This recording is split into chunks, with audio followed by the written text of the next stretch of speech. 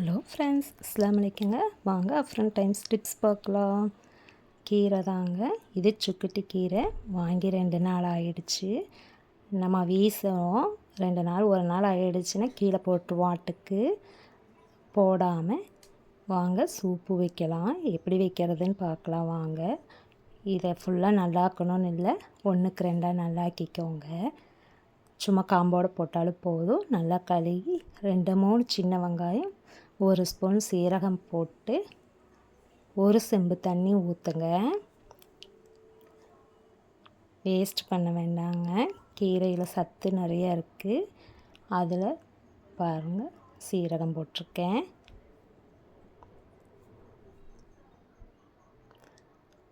உப்பு கொஞ்சம் போட்டுக்கலாம். உப்பு போட்டுட்டு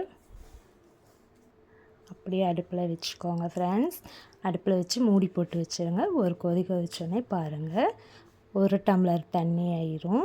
இது சூப்பு தான், கீரை சூப்பு. இது வேறு எந்த கீரையாக இருந்தாலும் நீங்கள் செஞ்சு குழந்தைகளுக்கு கொடுக்கலாம். முருங்கீரை, அகத்திக்கீரை, பருப்புக்கீரை எதுவாக இருந்தாலும் இப்படி வேஸ்ட் பண்ணாமல், காஞ்சி போச்சுன்னு வீசாமல் சூப்பு செஞ்சு கொடுங்க. இது பெப்பர் பொடி போட்டுக்கோங்க, கொஞ்சோண்டு கொதித்த பிறகு போட்டுக்கோங்க. அப்போ தான் நல்லாயிருக்கும். காரம் எப்படியோ அப்படி போட்டு லைட்டாக சூடோட ஒரு ஆற்றி கொடுத்து பாருங்கள் ஃப்ரெண்ட்ஸ். சத்தும் நிறையா இருக்கும். சூப்பரான டிப்ஸ் தாங்க. அடுத்தது ரேஷன் பருப்பு தாங்க. இது ரேஷன் பருப்பு. நம்ம நிறைய பேர்த்துக்கு ரேஷன் பருப்பே பிடிக்காது. அதில் ஒரு டிப் பார்க்கலாம் வாங்க. கழுகி குக்கரில் போட்டிருக்கேன். 4 தக்காளி எடுத்துக்கோங்க. நல்ல பெரிய தக்காளி தாங்க. இது பருப்பு கடையவோ வேறு குழம்போ கிடையாது, ஸ்கிப் பண்ணாதீங்க. மஞ்சத்தூள் போட்டுக்கோங்க. ஸ்கிப் பண்ணாமல் பாருங்கள். இந்த பருப்பை என்ன பண்ணுறேன்னு பாருங்கள். லாஸ்ட் மட்டும் பார்த்தா தான் தெரியும் ஃப்ரெண்ட்ஸ். புளி பாருங்கள், அதிலே கொஞ்சம் புளியை போட்டுக்கோங்க. நல்லா குண்டளவுக்கு ஒரு புளி போட்டிருக்கேன். 4 தக்காளி போட்டிருக்கேங்க.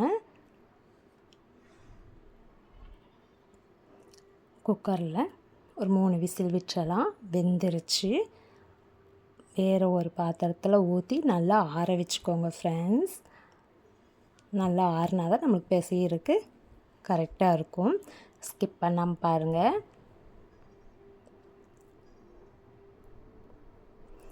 அடுப்பில் சட்டி வச்சாச்சுங்க. சட்டி சூடானோன்னு கொஞ்சம் எண்ணெய் ஊற்றி 1 ஸ்பூன் கடுகு போட்டுக்கோங்க. கடுகு போட்டு கருவேப்பிலை போட்டுக்கோங்க.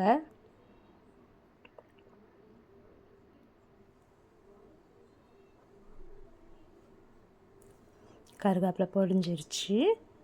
நம்ம குருமிளகு, சீரகம் ரசத்துக்கு நுணுக்கிற மாதிரி தான் குருமிளகு, சீரகம், வெள்ளைப்பூண்டு, ஒரே ஒரு வரமிளகு வச்சு நுணுக்கி அதில் போட்டிருக்கேன். இது ரசந்தாங்க. ஆனால் பருப்பு என்ன பண்ணுறேன்னு மட்டும் பாருங்கள்.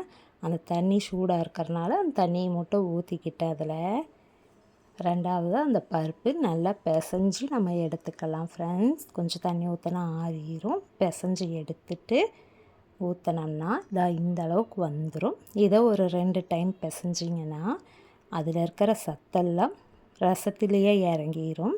நம்ம பருப்பு போட்டால் தான் பிடிக்காது. பருப்பு வேஸ்ட்டும் பண்ண வேண்டாம். கீழேயும் போடாமல் இப்படி ஒரு ரசம் வச்சு பாருங்கள். சூப்பராக இருக்கும் ஃப்ரெண்ட்ஸ். நம்ம ரசத்துக்கு அரைச்ச மாதிரியே அரைச்சி ஊற்றினாலே போதும். நுணுக்கி போடுவோம்ல குருமிளகு, சீரகம், அந்த மாதிரி நுணுக்கி போட்டு பருப்பை மட்டும் பிசைஞ்சு புளி, தக்காளி, பருப்பு ஒட்டுக்காக போட்டிருக்கேன். பாருங்கள் எந்த அளவுக்கு வருது பிசைஞ்சோன்னு சொல்லி. ஸ்கிப் பண்ணாமல் பாருங்கள், அப்போ தான் தெரியும். பாருங்கள் ஃப்ரெண்ட்ஸ், பார்த்தாலே உங்களுக்கே தெரியுது. நம்ம கையிலேயே வடிகட்டிக்கலாம். வடிகட்டிலேயே வடிகட்டி 2 டைம் பிசைஞ்சோன்னே பாருங்கள் கொஞ்சம் தான் வந்துச்சு. அந்த புளியோட கசடெல்லாம் வந்தாச்சு. அவ்வளோதாங்க.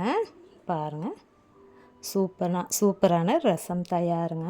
அந்த ரசத்தை பாருங்கள், குழம்பு மாதிரி நல்லா கெட்டியாக இருக்கும். அளவாக உப்பு போட்டுக்கோங்க. பருப்பு ரசம் தாங்க. ஆனால் பருப்பும் இல்லை, அதில் ரேஷன் பருப்பும் வேஸ்ட் ஆகாமல் அதை புழிஞ்சு எடுத்து ரசம் வச்சோம்னா சூப்பராக இருக்குங்க. இப்படி ஒரு ரசம் வச்சு பார்த்துட்டு எனக்கு கமெண்ட் பண்ணுங்கள். பிடிச்சிருந்தா சப்ஸ்கிரைப் பண்ணுங்கள். அடுத்த டிப் என்ன பார்க்கலாம். மீன் தாங்க. மீனில் நான் பெரட்டி வச்சுருந்தேன். காரம் உப்பு ஜாஸ்தி ஆகிடுச்சு. 1 ஸ்பூன் கார்ன்ஃப்ளவர் மாவு போட்டுக்கோங்க. எலுமிச்சம்பழம் அரைவாசி புழிஞ்சு ஊற்றிக்கோங்க. அதுலேயே தயிர் 1 ஸ்பூன் போட்டுக்கோங்க. மீன் கறிக்கு தயிர் சேர்த்தக்கூடாது, இருந்தாலும் காரம் எடுக்கிறதுக்கு வேண்டிதான். தயிர் 1 ஸ்பூன் போட்டு அதில் பெரட்டி நல்லா எடுத்து வச்சுருக்க பாருங்கள். இதில் ஊற்றி நல்லா பெரட்டிக்கோங்க ஃப்ரெண்ட்ஸ். காரம் உப்பு ஜாஸ்தியானால் மட்டும் இந்த டிப்ஸ் யூஸ் பண்ணி பாருங்கள். உங்களுக்கு நல்லா மீனும் சாஃப்டாகவே இருக்கும். வேணும்னா கொஞ்சம் கலர் பொடி போட்டுக்கோங்க, கலராக இருக்கும். நான் கலர் பொடி இல்லாதனால கொஞ்சம் கலர் கொஞ்சம் டிம்மாக இருக்குது. அவ்வளோதாங்க. இந்த டிப்ஸ் பிடிச்சிருந்தா ஷேர் பண்ணுங்கள். அடுத்த டிப் பார்க்கலாங்க.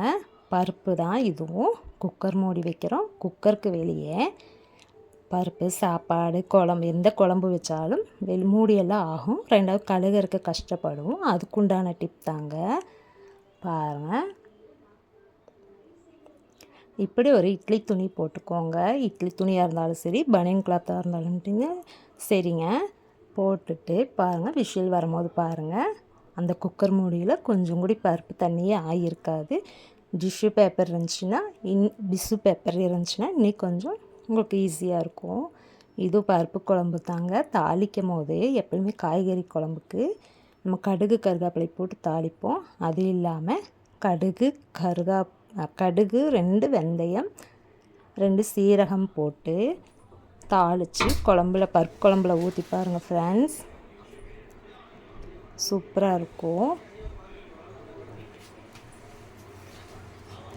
பிடிச்சிருந்தா ஷேர் பண்ணுங்கள், சப்ஸ்கிரைப் பண்ணுங்கள்.